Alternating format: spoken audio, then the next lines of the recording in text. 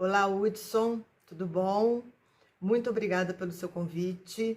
Eu vou me apresentar para o seu público, embora você já tenha me apresentado. Meu nome é Andréia Modesto. Eu queria me desculpar por não conseguir fazer a apresentação ao vivo, na live, mas eu preparei algumas informações para vocês. Eu vou passar num vídeo gravado. A intenção é falar sobre 2021 e quais os signos que podem aproveitar melhor as influências desse ano, que é um ano que divide as opiniões dos astrólogos, porque alguns astrólogos mais conservadores acreditam que o ano de 2021 seja regido pelo signo de Libra ou de Touro, porque o planeta regente seria Vênus.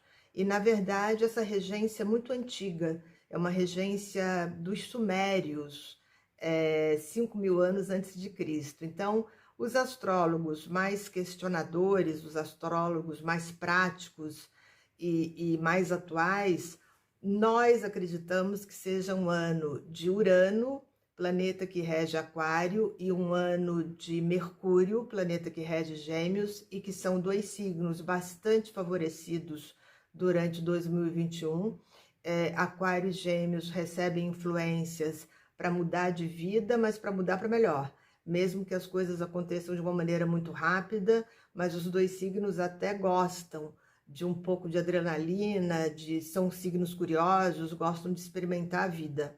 Então, para os astrólogos mais modernos, para os astrólogos mais pragmáticos, é impossível usar uma vibração de 5.000 anos antes de Cristo, que nós não sabemos nem como os astrólogos sumerianos chegavam nessas conclusões, como é que eles administravam esse cálculo.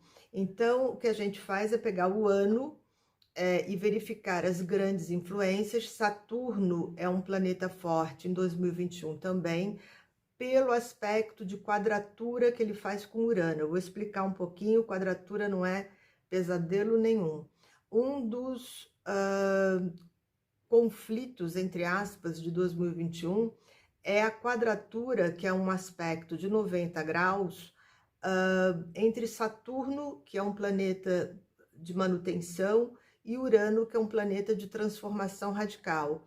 Mas é bom que esses planetas se enfrentem nessa quadratura, porque aí você consegue fazer uma transformação radical, mas evitando violência, evitando posturas que podem ser destrutivas.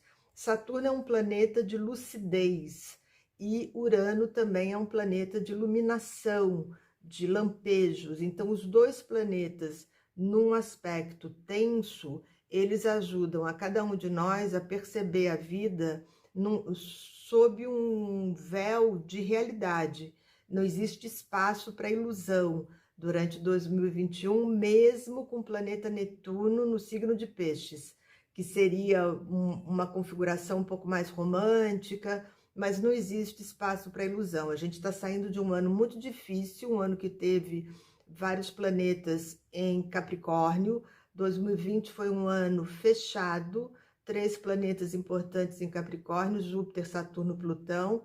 Quando chegou em dezembro de 2020, Júpiter e Saturno entraram no signo de Aquário, inclusive algumas posições planetárias de dezembro de 2020 foram consideradas como marcos de abertura para a nova era, de abertura para 2021, para a abertura do terceiro milênio, porque 2020 foi um ano preso e bastante tenso, com o planeta Marte também tendo um protagonismo muito grande em 2020. Em 2021, aos poucos, a gente está começando a ver luz no final do túnel.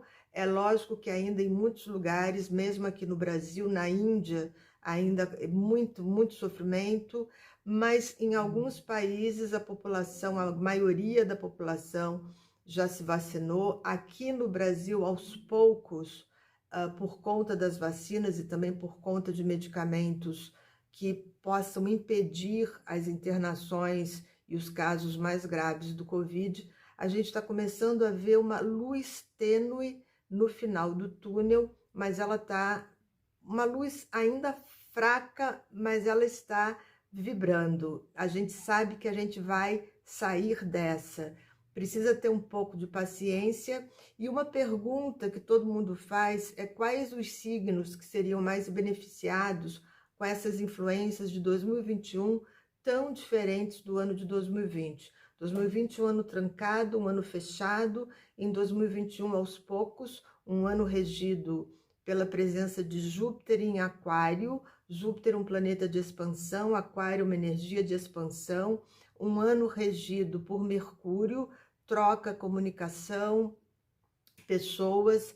Eu acredito que até dezembro de 2021 a gente possa ter retornado a algo muito parecido, não idêntico, com o que era a nossa vida antes. Eu acho que aos poucos, inclusive, a aviação, eventos, a abertura dos parques, dos restaurantes, dos shoppings, dos teatros, do cinema, a vida vai se mostrar ativa como era antes. E a gente vai sair dessa cadeia de medo, dessas correntes de medo que nos aprisionaram, sobretudo durante 2020. Os signos mais favorecidos seriam exatamente Gêmeos, Libra e Aquário, ainda que Aquário recebendo algumas influências de transformações radicais muito bruscas, mas Libra, Gêmeos e Aquário são signos que se a pessoa, se o aquariano, se o libriano, se o geminiano expressa as qualidades do signo de uma maneira clara, de uma maneira evidente, se são aquelas pessoas que a gente pode chamar de geminiano típico, aquariano típico, libriano típico, então gostam de mudanças, gostam de experimentar, gostam de tentar um caminho novo, inovação é uma palavra-chave de Gêmeos e de Aquário, então eles se adaptam. Quem tem mais resistência às mudanças costumam ser os signos do elemento terra, Touro, Virgem e Capricórnio. Capricórnio sofreu muito em 2020, ainda está tentando entender os caminhos de 2021, e o que é preciso fazer é não resistir às mudanças. Touro é um dos signos mais solicitados, ele recebe influência de Urano, ele recebe influência de Plutão, que são planetas que viram os taurinos típicos de cabeça para baixo, que propõem um outro olhar, que propõem uma outra visão de mundo, que propõem outras experiências concretas. Virgem também, que é um signo mais metódico. O elemento terra, Virgem, Touro e Capricórnio, gosta muito de ter o controle sobre as coisas. E a gente está vivendo um momento de transição em que a palavra controle e a palavra segurança estão na berlinda. O elemento água se adapta, são os signos de Escorpião, Peixes e Câncer. Ele sofre, ele fica ansioso, ele fica às vezes com bastante medo das mudanças, mas ele vai contornando os obstáculos, ele vai se amoldando, a água vira gelo, evapora, depois chove. Então o elemento água também vai descobrindo inclusive um potencial novo para se adaptar a esse terceiro milênio, que para muitos começou em dezembro de 2020, quando Júpiter e Saturno saíram do signo de Capricórnio e entraram no signo de Aquário. O terceiro elemento, que é o elemento fogo, Áries, Leão e Sagitário, tem um pouco de receio das mudanças, porque eles não gostam de perder a pose, Leão sobretudo, mas Áries e Sagitário são arrojados, então primeiro eles se assustam um pouquinho, depois Áries e Sagitário se jogam nas experiências. Áries, sobretudo, adora, como se diz na gíria, dar a cara para bater e experimentar coisas novas, mas ele só fica um pouco assustado antes, como é que ele consegue entrar nessa arena e vencer, que é uma palavra-chave dos arianos. Eu acho que a grande questão é a gente entender que o momento é um momento de história, não importa se você usa a astrologia como linguagem para interpretar, não importa se você usa uma outra linguagem mais conservadora, o que a astrologia faz é uma tradução do céu, ela mostra o que o céu aponta, o que o céu sugere, e a ideia é que o ser humano possa se afinar com o que o céu está mostrando e dar o melhor de si aqui na Terra. Então a gente olha para o céu, a gente olha para os signos e tenta reproduzir aqui na Terra de uma maneira positiva o que o céu mostra. E o céu de 2021 mostra esperança, mostra luz, mostra uma direção para uma humanidade menos competitiva, menos ligada a valores materiais, menos ligada à individualidade, a valores individuais, porque o que essa pandemia mostrou, sobretudo no início da pandemia, quando todos os cientistas do mundo inteiro se conectaram, cientistas russos, chineses, europeus, americanos, australianos, é que unidos somos mais fortes.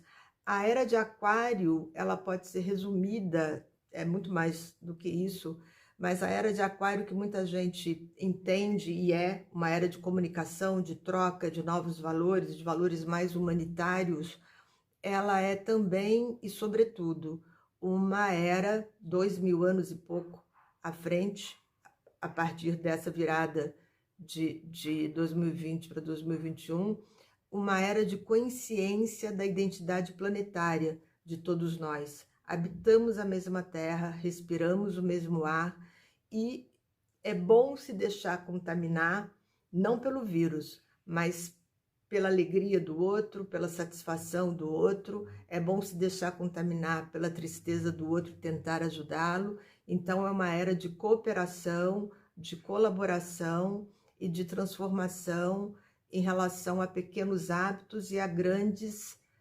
atividades, grandes posturas, a quebra do poder centralizado, uma era de comunicação, uma era de valorização da juventude, do poder das crianças, do poder das mulheres, enfim, uma era de revoluções radicais. Eu volto para falar um pouquinho sobre os aspectos de maio para as pessoas poderem se preparar para o mês que está entrando. Obrigada.